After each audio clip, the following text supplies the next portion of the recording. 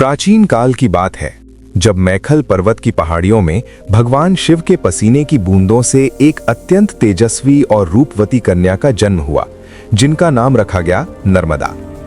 राजा मैखल की पुत्री के रूप में नर्मदा का पालन पोषण बड़े लाड़ प्यार से हुआ और उनकी सुंदरता की चर्चा तीनों लोकों में होने लगी।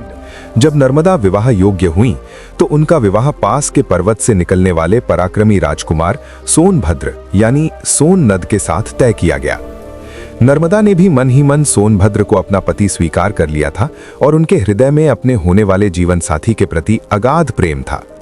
विवाह की तैयारियां पूरे वैभव के साथ चल रही थीं, लेकिन नियति को कुछ और ही मंजूर था। विवाह के कुछ समय पूर्व नर्मदा के मन में अपने होने वाले पति सोनभद्र को देखने की तीव्र इच्छा हुई। उन्होंने अपनी सबसे प्रिय सखी जुहिला को अपना संदेश देकर सोनभद्र के पास भेजा। जुहिला सुंदर थी और उस समय उसने राजकुमारी नर्मदा के ही वस्त्र और आभूषण पहन रखे थे। जब वो सोनभद्र के पास पहुंची तो राजकुमार उसके सौंदर्य पर मोहित हो गए और उन्होंने भूलवश जुहिला को ही नर्मदा समझ लिया। जुहिला के मन में भी लालच आ गया और उसने सत्य छिपाकर सोनभद्र के प्रेम प्रस्ताव को स्वीकार कर लिया।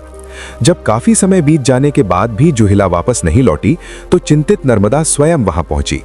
वहां उन्होंने अपनी सखी और अपने होने वाले पति को प्रेम मग्न देखा। इस विश्वासघात ने नर्मदा के हृदय को झकझोर कर रख दिया। अपमान और दुख की उस घड़ी में नर्मदा ने अत्यंत कठोर निर्णय लिया। उन्होंने उसी क्षण सांसारिक मोह माया का त्याग कर दिया और प्रण लिया कि यदि प्रेम और मित्रता में इतना छल है तो वे आजीवन कुंवारी यानी कौमार यही रहेंगी।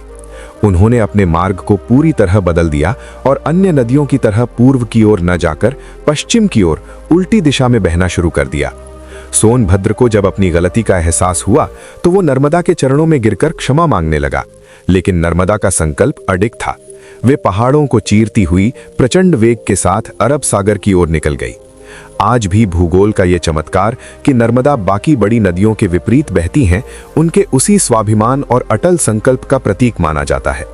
हिंदू धर्म में उन्हें आज भी कुमारी नदी के रूप में पूजा जाता है, जिनके दर्शन मात्र से मनुष्य के समस्त पाप धुल जाते हैं। भक्तों, मां नर्मदा का ये त्याग और उनका ये पावन संकल्प आज भी हमें अपने स्वाभिमान की रक्षा करना सिखाता है। अगर आपको मां रेवा यानी नर्मदा की ये पौराणिक गाथा पसंद आई हो तो कमेंट में नमामि देवी नर्मदे जरूर लिखें। इस वीडियो को लाइक करें और ऐसी ही अनसुनी पौराणिक कहानियों के लिए हमारे चैनल को सब्सक्राइब करके बेल आइकन दबाना न भूलें।